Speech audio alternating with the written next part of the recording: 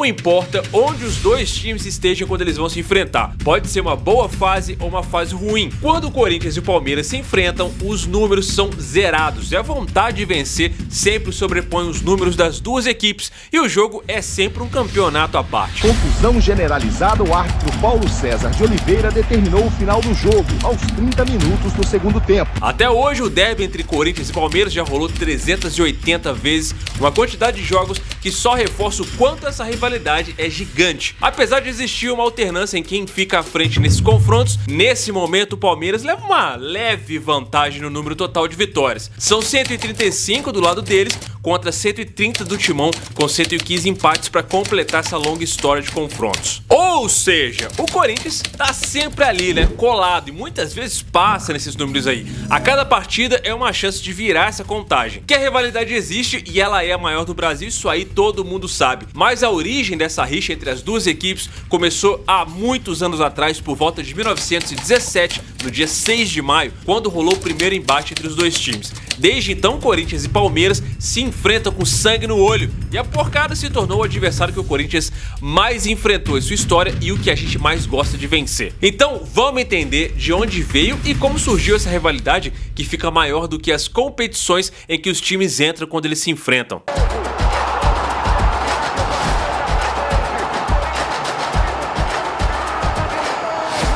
Para começar essa história, a gente precisa imaginar o cenário, começo do século XX em São Paulo. O futebol já começa a pegar por aqui, mas o cenário é dividido. Ou você tá lá no futebol oficial com toda aquela pompa, ou você tá no varziano, o futebol da galera, dos bairros, dos pés descalços. E é nesse cenário aí que o Corinthians obviamente aparece. O Corinthians aparece como um time de várzea, daqueles de bairro, feitos por imigrantes e gente muito humilde. Não tinha grana, não tinha estrutura, nada dessas coisas aí que os clubes oficiais tinham. Mas os caras tinham uma coisa que era muito difícil achar em qualquer lugar. Tinha muita raça e uma torcida que ia crescendo junto à medida que o time também ia. E assim, né, mano, desde sempre esse aqui foi o time da galera, do povão.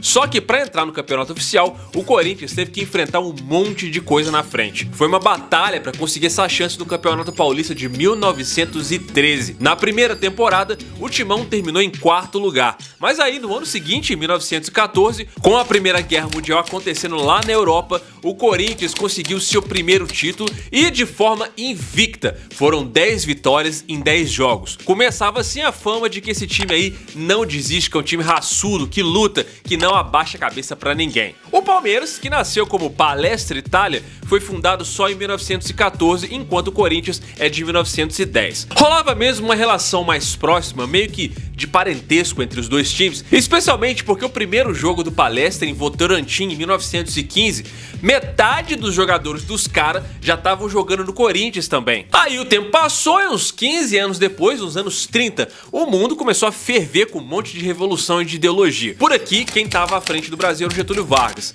enquanto lá na Itália, um tal de Mussolini estava tocando terror e uma das ideias do cara era fazer o futebol italiano o mais forte do mundo. E como? Trazendo de volta os descendentes de italianos espalhados pelo mundo, especialmente aqueles que estavam indo bem jogando fora do país. O Mussolini queria que os jogadores com sangue italiano, mesmo que tivessem nascido por aqui no Brasil, fossem jogar lá e ajudassem a levantar a moral da Itália. E claro, isso aí mexeu com a galera aqui do Brasil. A consequência disso foi que alguns jogadores começaram a deixar o Brasil atraídos pelo sonho da grande Itália do Mussolini. Muitos desses jogadores eram filhos de italianos e foram pra lá com status de profissionais, o que não era comum na época. Arrombado! Aí o Corinthians sofreu um baita de um golpe porque perdeu 4 jogadores titulares. E claro, né, a torcida ficou revoltada. A história de que o Palmeiras nasce de um conflito com o Corinthians é mais uma parada assim que a galera gosta de falar pra poder esquentar essa rivalidade. Mas a real é que a relação entre Corinthians e Palmeiras era mais uma coisa assim de parentesco. Ainda mais lá no comecinho dessa história. O Palmeiras, que nasceu como Palestra Itália lá em 1914, tinha muitos jogadores que no início também jogavam no Corinthians, como eu falei. Pra você ter uma ideia, quando o Palestra Itália fez o seu primeiro jogo em 1915, 5 jogadores que eram do Corinthians estavam em campo pelo Palestra. E o mais curioso é que o primeiro gol do Palestra Itália foi marcado por um corintiano,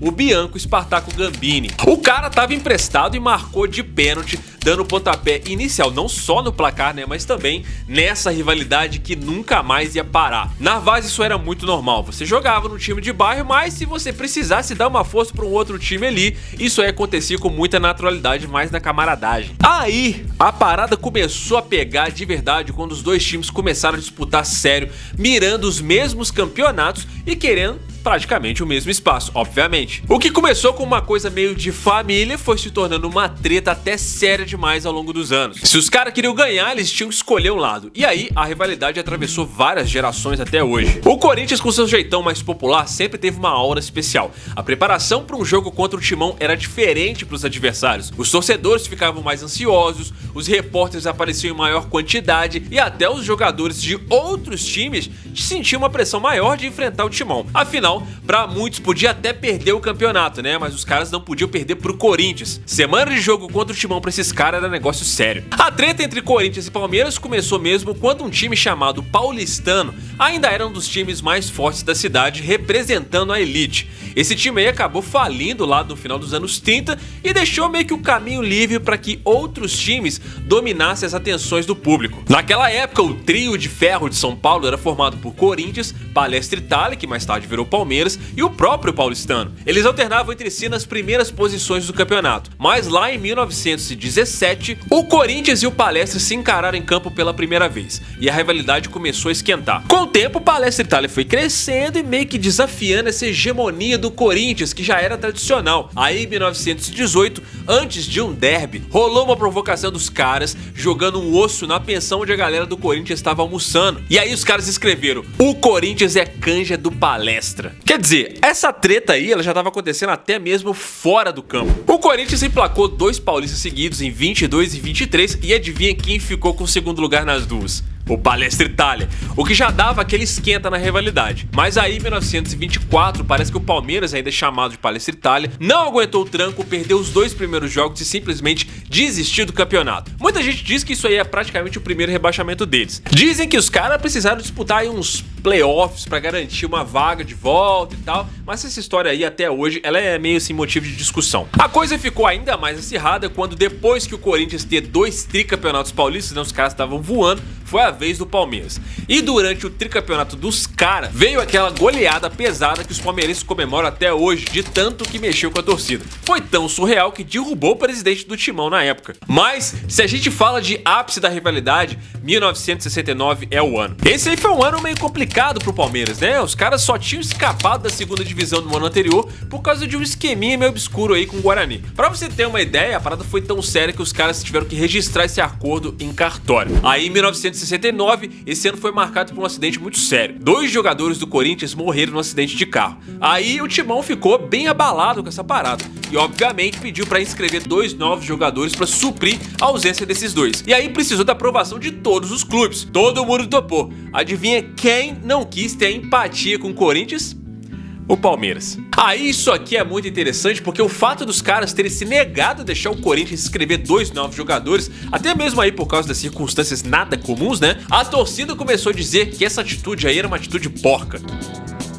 Foi então que a torcida do Corinthians pegou raiva e começou a chamar os palmeirenses de porco, uma alusão ao fato de que essa atitude foi espírito de porco, um apelido que começou como uma provocação, mas que depois os próprios palmeirenses, ironicamente, adotaram com orgulho e transformaram isso aí numa espécie de grito de guerra. Hoje tem quem esconda que esse apelido aí nasceu, na verdade, de um xingamento. E aí no primeiro jogo da fila, em agosto de 76, quando o Palmeiras havia acabado de vencer o 15 de Piracicaba no Palestra Itália por 1-0 e foi campeão paulista de 76, o jogo seguinte no campeonato era contra o Corinthians, o jogo do que o Palmeiras entrou com as faixas. E o Corinthians perdeu esse jogo por 2-1, apareceu do outro lado da arquibancada do Morumbi uma faixa gigantesca, Porcão 76, era um porco em verde e com um tracinho de 76 que era aquele ano. E a torcida do Corinthians começou a gritar, porco. E a torcida do Palmeiras, mesmo campeão com faixa, o Corinthians muito mal, não ganhava o título desde 54, nós lá no Morumbi ficamos meio assim.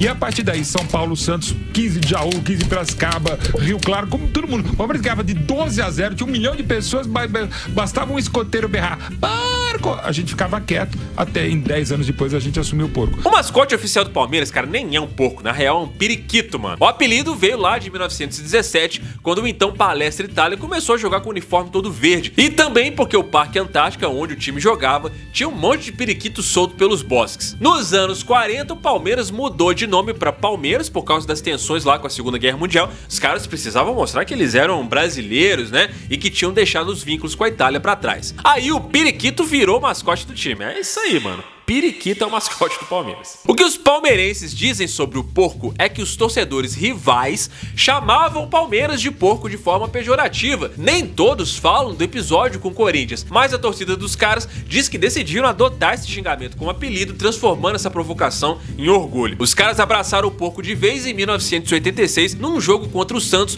quando a torcida dos caras começou a cantar "E dá-lhe porco". Foi o momento em que o porco passou de xingamento para mascote. Ainda mais depois que a revista Placar lançou uma capa com Jorginho Pudinati segurando um porco no colo. Em 2016, o Palmeiras finalmente oficializou esse porco como mascote junto com o periquito. Ou seja, oficialmente agora na real os caras têm 2 mascotes. E nenhum deles é legal na real. Como a gente sabe, o Corinthians teve um jejum muito feio numa fase da sua vida, né? E aí o Palmeiras aproveitou a deixa pra botar mais lenha na fogueira. Em 1974, os palmeirenses meteram um título paulista em cima do Timão e deixaram a torcida corintiana ainda mais enfurecida pra ver o time levantar uma taça. Tava todo mundo ansioso pra ver o Corinthians sair dessa fila aí. Esse jejum, como a gente sabe, só acabou em 1977 num título que até hoje a Fiel comemora como um dos mais suados da história. Mas aí quem foi pra fila ironicamente foi o próprio Palmeiras, que começou a dar uma sumida no cenário estadual e nacional. Nos anos 90, os dois times cresceram de novo, especialmente com a chegada de um grande patrocinador pro Palmeiras, que foi a Parmalat. Naquela época, era um tal de Corinthians e Palmeiras disputando tudo que é título,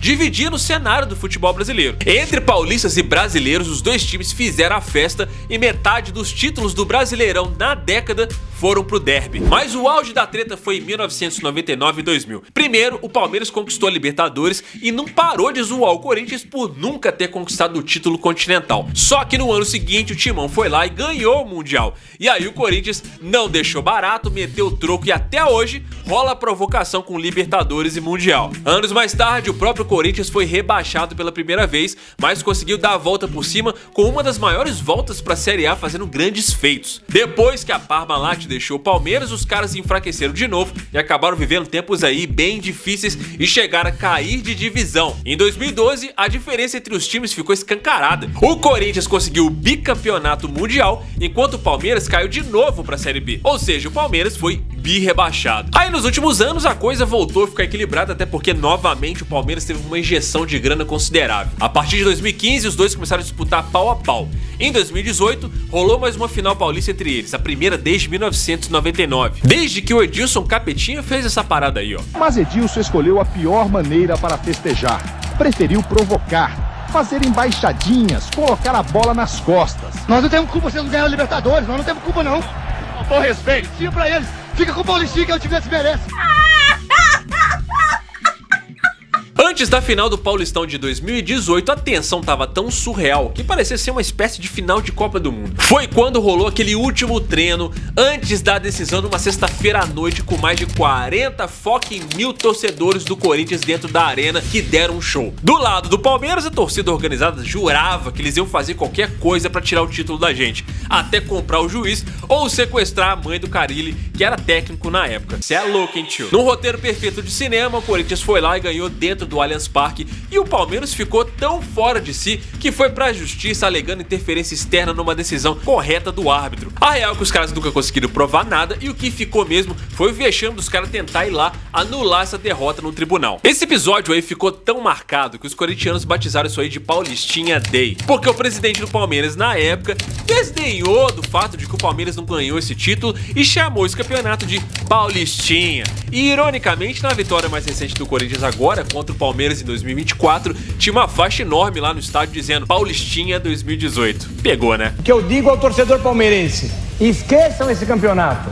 Palmeiras é muito maior do que um paulistinha. Só 2 anos depois, a gente teve o repeteco dessa final em 2020. Durante a pandemia, sem torcida no estádio, o Palmeiras conseguiu superar o Corinthians e levou o título. A rivalidade, que começou lá em 1914, segue firme e forte. Falando em atualidade, no Brasileirão de 2024, no dia 4 de novembro, deu timão na Neoquímica Arena. O Corinthians venceu por 2-0 com gols do Rodrigo Garro e do Yuri Alberto. Uma vitória super importante para a torcida e que mostra que essa rivalidade centenária ainda tá pra lá de muito viva, sempre trazendo muita emoção pros dois lados. O Corinthians e o Palmeiras construíram ao longo dos anos uma rivalidade que vai muito além dos gramados. Esses dois times aí não se enfrentam só por pontos ou por taças, mas sim por orgulho, por história e, acima de tudo, pela paixão da torcida. De um lado, o Palmeiras aí sempre tentando ser grande como o Corinthians, né? E do outro, o Corinthians, o time que nasceu na várzea e se tornou um símbolo do povo, do cara que se vira, que supera qualquer problema e transforma uma crise em raça e em orgulho. O Timão tem esse espírito único de quem já passou por muita coisa e sempre se ergue mais uma vez e mais forte. A torcida alvinegra sabe que qualquer que seja o perrengue, o Corinthians vai estar ali representando cada um deles com muita luta e suor, porque é isso que a torcida quer. Não importa se é na vitória ou se é na derrota,